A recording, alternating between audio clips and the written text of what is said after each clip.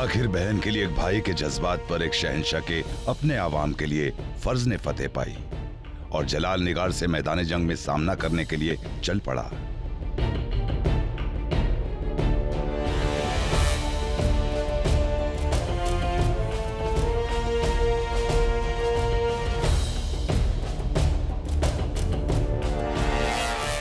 सच कहें मरियम उस ज़मानी, अगर हमें इस वक्त मालूम होता कि आप पेट से हैं तो शायद हम कभी इस जंग के लिए जाते ही नहीं। इसीलिए तो हमने आपसे बात छिपाई थी शहंशाह।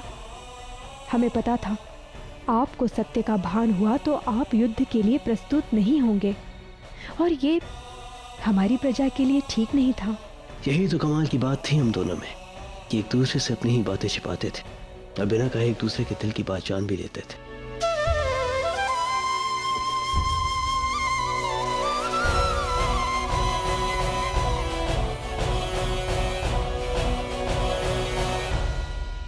हुजूर, शहंशाह जलाल जंग के लिए तैयार हैं। वो मैदान जंग के लिए कूच कर चुके हैं।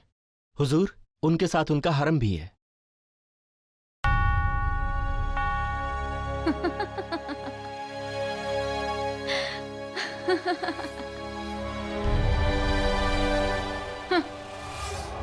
मैदान जंग में फतेह शहंशाह नहीं, फौज हासिल करती है, और उसकी फौज में सैनिक कम और औरतें ज्यादा हैं।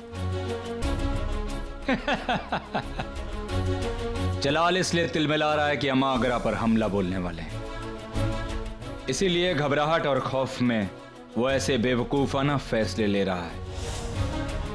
यही तो हम चाहते हैं कि वो हड़बड़ाए, वो ये दर्द महसूस करे, वो ये खौफ महसूस करे जो हमने और हमारी अम्मी जान ने सालों से महसूस किया। उस जलाल ने हमारी अम्मी जान को सालों से कैद खाने में कैद करके रखा हुआ है। मगर हम कमजोर नहीं हैं अबुल माली साहब। आने दो हरम की सारी औरतों को, बस एक बार आगरा हमारे कब्जे में आ जाए, उसके बाद हरम की सारी औरतों को हम भी कैद खाने में कैद करके रखेंगे, जिस तरह से जलाल ने हमारी अम्मी जान को कैद करके रखा हुआ है। बहुत बड़ी गलती कर रहा है जलाल, हमें एक औरत समझकर।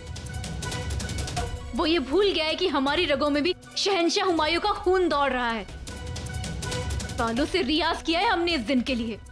महाचूचक बेगम ने अपनी फौज की कमान हमारे हाथों में यूं ही नहीं सौंपी है।